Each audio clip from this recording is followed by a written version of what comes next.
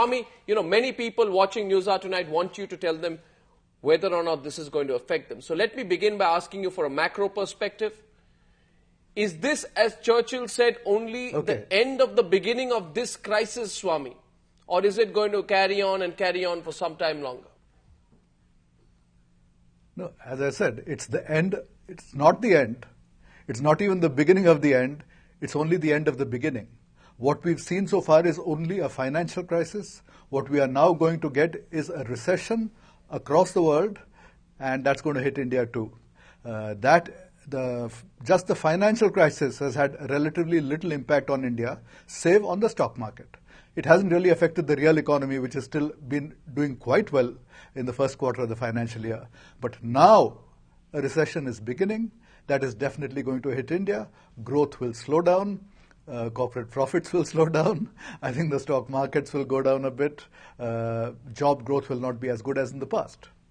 So clearly, Mr. Iyer, depositors and investors in India are not totally safe. Is that what you're suggesting? No, there is no danger whatsoever to depositors. The Indian bank system is completely solid because the government more or less guarantees that there will be no losses. So there will be no losses for depositors. They have no worries at all. But those who are invested in the stock market, the long run prospects are doubtless very good. But if you ask me, the markets could fall quite a bit for many, many months before they recover.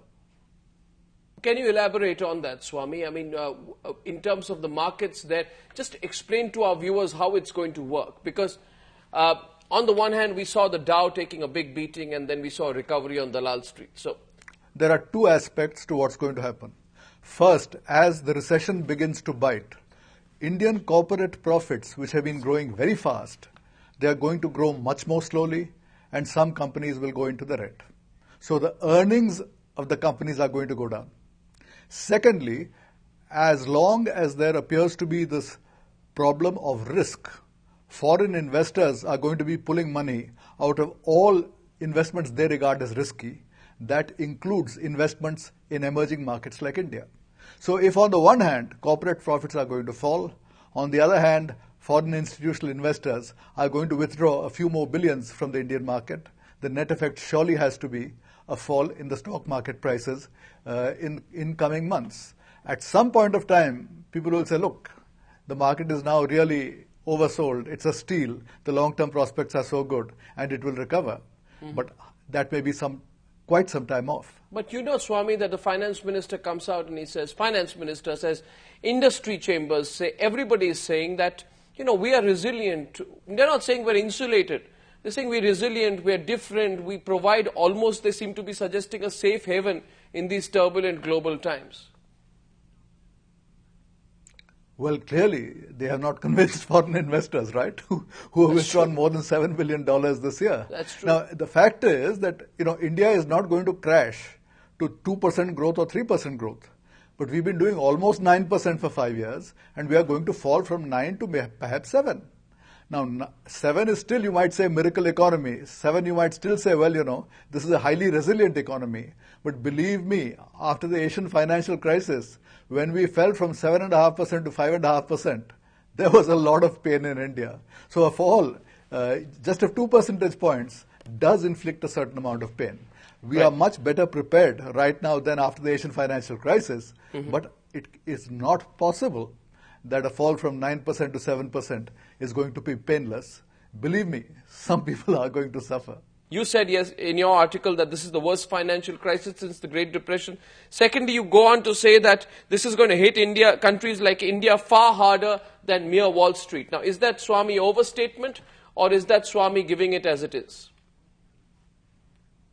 No, it's giving it, you see, remember, the Great Depression was not a financial crisis. Yeah. There was a financial crisis, a stock market crash in 1929.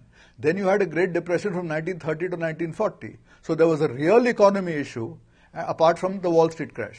Now, this time again, there has been a Wall Street crash. It hasn't yet affected the real economy. Now I believe the real economy is going to be affected. We are going to get into quite a long recession. It may not be a very deep recession, given the American politicians' tendency to keep throwing money at voters. But I believe that we are in for a longish tough time.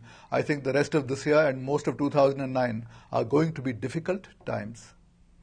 All right, Mr. Iyer, on the job front, which sectors of the Indian economy really do you think are the most vulnerable? The most vulnerable will be those sectors which are exporting to the American consumer. This might include textiles, footwear. Up to a point, it would include, I think, computer software. It would include a variety of auto component exports. I'm sure that in the current context, those will not do well. So wherever there is an emphasis on exports, especially to the West, I think those countries, I think those sectors will be badly affected. On the other hand, those focusing on Indian infrastructure, like the power sector or road sector or construction, they should be relatively immune. Well, Swaminathan Iyer, thank you very much for your perspective, joining us from Washington tonight on what is a worrying time, not just in Washington, but increasingly in Mumbai, Delhi, Bangalore, Kolkata, wherever you have it. Thank you very much, Swami.